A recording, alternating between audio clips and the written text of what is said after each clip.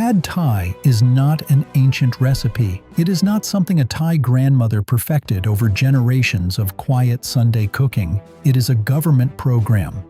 In 1939, a military dictator with a taste for Mussolini's theatrics ordered an entire nation to eat a specific bowl of noodles, and he used the police to make sure Chinese cooks were not the ones selling it. You think you know Pad Thai? Stir-fried rice noodles, tamarind, fish sauce, peanuts, lime. Thailand's culinary calling card, the dish every night market in Bangkok seems to have been slinging since the beginning of time. That's the common belief. Timeless street food, born organically from Thai soil. But Pad Thai has a birth certificate. It has a founding decree. It has a prime minister who treated a plate of noodles as a weapon of state, and a slogan, "Noodles are your lunch," that Thai citizens heard on loudspeakers the way Americans heard war bond ads. By the end of this video, you'll understand how a rice shortage, a coup, and a campaign to erase Chinese street vendors accidentally produced the most famous Thai dish on earth, and why the dish's own name is a confession of exactly what it was trying to hide. This comes from food historians published in Gastronomica, the Journal of Food Studies, along with accounts documented by Smithsonian Magazine and the Atlas Obscura Archive on Thai cultural policy. Let's start with the man who ordered you to eat this. In 1932, an army officer named Plaek Phibunsongkhram helped end 150 years of absolute monarchy in Siam. By 1938, he was prime minister, and he had a problem that every new government fears, a country that didn't yet believe it was a country. Siam was a patchwork of regional dialects, Chinese merchant enclaves, and provincial loyalties, sitting in the crosshairs of European colonization and a rising Japanese empire next door. But Phibun had studied in France, and he'd watched what Mussolini and the fascist governments of Europe were doing with culture, turning food, dress, and language into instruments of national discipline. Therefore, he didn't just want an army, he wanted an identity he could manufacture on command. Between 1939 and 1942, Phibun issued a series of state decrees historians now call the Thai Cultural Mandates. He renamed the country itself. Siam became Thailand on June 24, 1939. He ordered citizens to stop eating with their hands and start using forks and spoons. He mandated Western hats and trousers in public. He banned regional dialects from schools in favor of a single national language. Picture a provincial rice farmer in 1940 told by a government radio broadcast that his hat, his language, and his lunch were all now matters of national security. That's not an exaggeration, that's the literal content of the mandates. Phibun once told his ministers, "We must be as cultured as other nations, otherwise Thailand would be helpless and soon become colonized." A hat was armor. So it turned out, was a bowl of noodles. And the noodle campaign wasn't just about culture, it was about to become a matter of survival because World War II was about to take Thailand's rice away.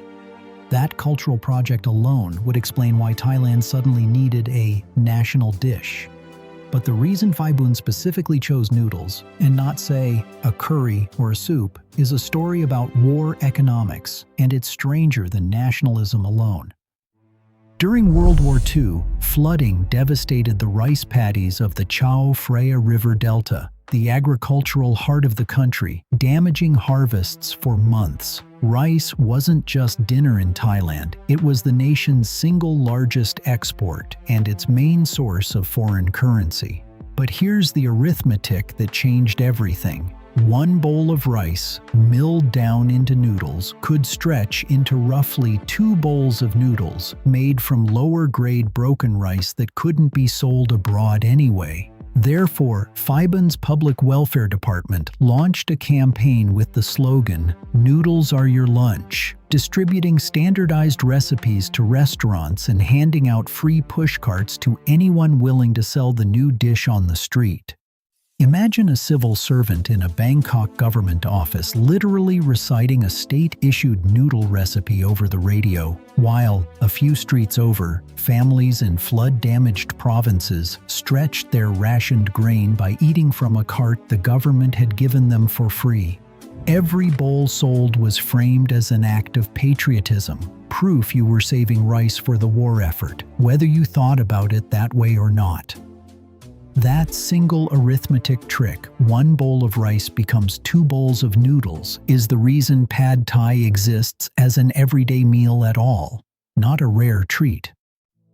That's the economic engine behind the noodles. But here's the detail that turns this whole story from wartime rationing program into something far more calculated. The reason Phibun wanted noodles to look Thai in the first place. Rice noodles were not new to Siam. Chinese traders and migrants had been bringing stir-fried noodle dishes into the kingdom since at least the Ayutthaya period, centuries before Phibun was born, and by the 1930s the ethnic Chinese population controlled a large share of Thailand's food trade and street vending. But Phibun's nationalism had a sharp edge aimed directly at them. His government banned Chinese language schooling, pushed ethnic Chinese out of prominent official posts, and had Chinese food vendors removed from the streets to make room for the new government-approved carts. Therefore, the dish being promoted as the pure symbol of Thai identity was, at the exact same time, a tool for displacing the very people who had brought noodle cooking to the region in the first place. Here's where it gets strange. The dish didn't even get a Thai name. Its original title was Gui Tiao Pad Thai, and Gui Tiao, the word for rice noodle itself, is a direct loan word from Teochew Chinese. A government campaign built to erase Chinese influence from the Thai plate accidentally named its flagship dish using a Chinese word in the middle of the sentence every single time anyone ordered it.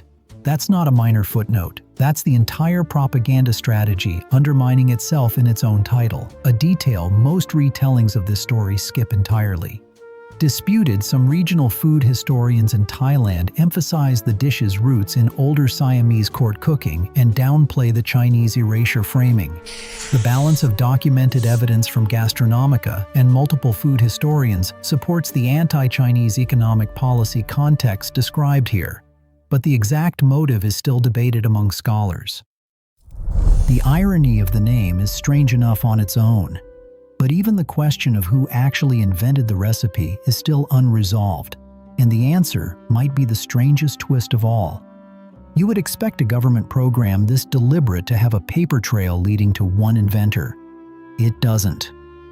Phibun's own son told researchers at Gastronomica that his family's cook had been making a version of the dish at home before it ever became state policy, though even he could not say for certain who created it first. Other accounts describe a national recipe competition, with a winning formula selected and then standardized for distribution to street vendors nationwide. The competition claim appears in several popular retellings, but it is not consistently sourced to a primary historical document. What's harder to dispute is the timeline. The term pad thai doesn't appear printed in a cookbook until the 1960s, 2 full decades after Phibun's original campaign. Picture that gap. A dish declared a symbol of national identity in 1939, promoted with government-issued pushcarts throughout the war, and yet not formally written down under its now famous name until a new generation of cooks was already selling it. The government built the demand. The recipe itself kept evolving on the street, cart by cart, cook by cook, long after the propaganda posters came down. So here's what actually happened to the plate in front of you. A government terrified of colonization tried to manufacture a national identity out of thin air. It found rice noodles, cheap, storable, stretchable, sitting right in the middle of a wartime economic crisis, and it turned lunch into a loyalty test. It tried to strip a Chinese dish of its Chinese fingerprints, and it failed so completely that the dish still carries a Chinese word in its own name every time you order it in Bangkok today. Pad Thai isn't proof that a government can invent a tradition from nothing. It's proof of the opposite. Even when a state tries to erase where a dish comes from, the ingredients, the technique, and the very words people use to ask for it remember anyway. Next time someone tells you a national dish is timeless, ask them what it was called before the government renamed the country. Because somewhere in Bangkok right now, a vendor is stir-frying noodles in a wok technique that arrived on a trading ship centuries before anyone thought to call it Thai.